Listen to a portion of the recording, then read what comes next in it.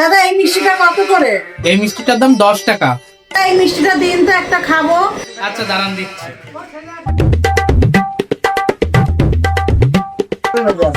এই নিন আপনার মিষ্টি। দাদা মিষ্টিটা তো হেভি, আর একটা দিন তো। আর একটা দিন তো।